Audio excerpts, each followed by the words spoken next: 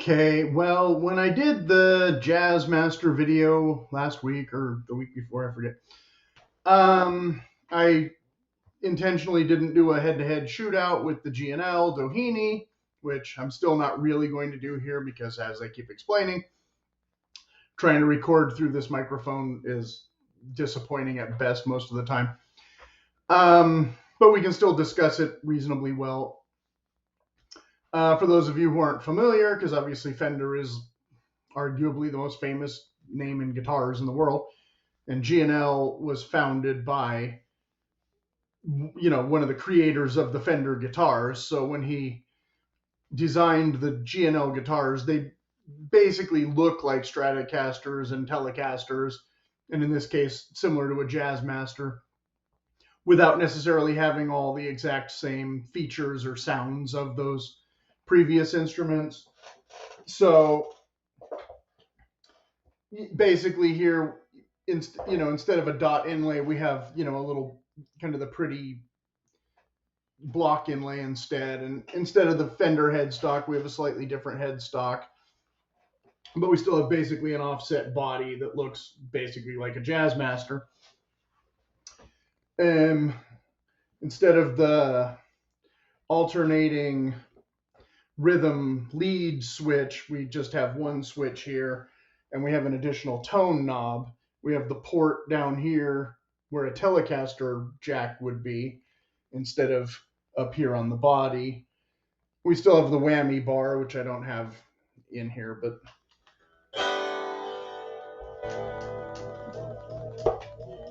we can make it wobble or whatever.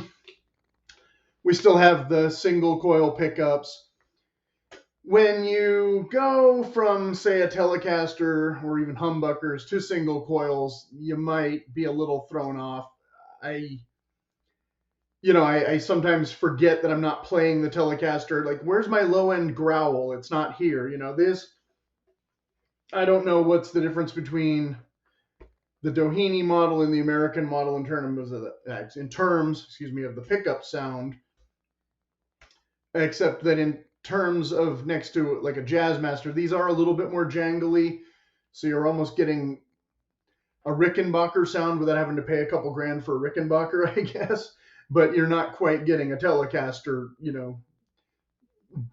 That low deep end is missing, so it's a bit of an adjustment sonically. I was grabbing this guitar a fair amount in the last year and getting used to it. The neck, it's a little thinner maybe, but I think a little wider, so it's a little bit more of an adjustment for me. It's a little harder to play when you're not used to it. Everyone says, oh, it's the same neck as it's not the exact same neck as, say, a Stratocaster. But it has, the rose top, or, the dark, and then the maple back. And it does have a bit of gloss to it. So it might be a little sticky, but it's not as sticky as some of the Fenders that I've checked out in the store. This is an Indonesian model. Now, when I had watched a couple videos, I didn't just buy this to buy it. I had watched a couple videos where they had compared this to Jazzmasters and price levels, and so I knew it cost more than a Squier, but it should be a little more quality than a Squier, even though they're both made in Indonesia.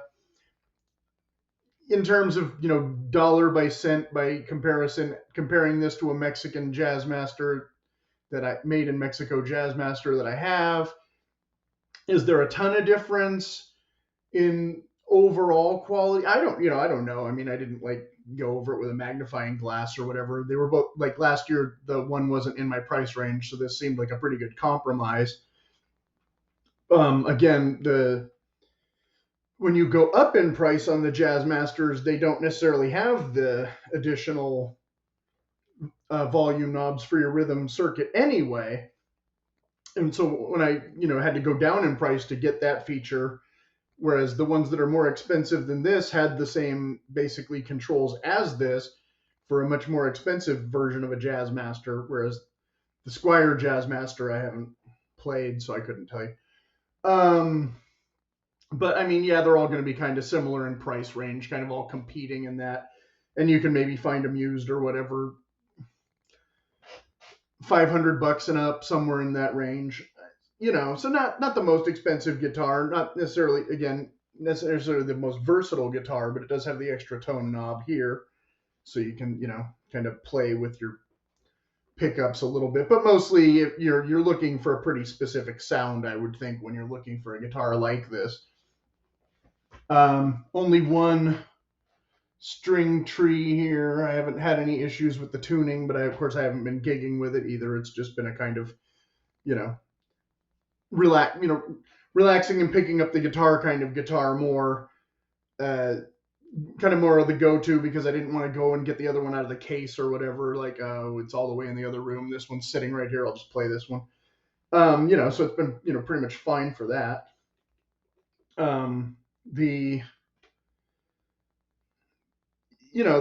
This it's not exactly as complicated as an amplifier. The switch goes between the two pickups, and then you can put in more treble or less, and volume. How loud do you want to be?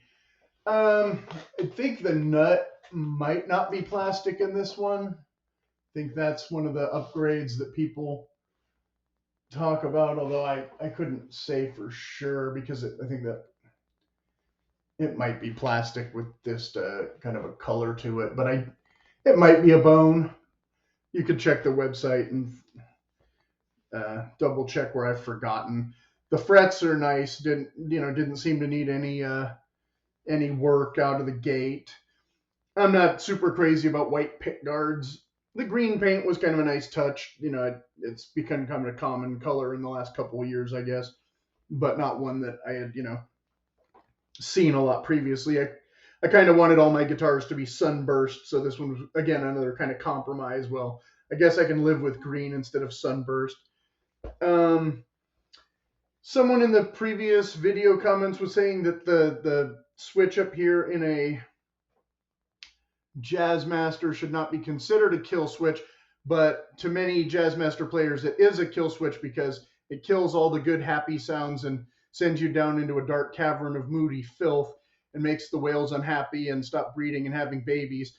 And everyone knows a guitar should always sound its best, even underwater with no lifeguard, singing praises to the high heavens. And so, there's no kill switch here at all, whether you consider it a kill switch or otherwise. But there's pretty standard, bridge. Got the string through body instead of the whole tray back here. And one thing I noticed, though, that kind of worries me about buying like it's a pretty well-known brand, but not necessarily one you're going to find in every guitar store.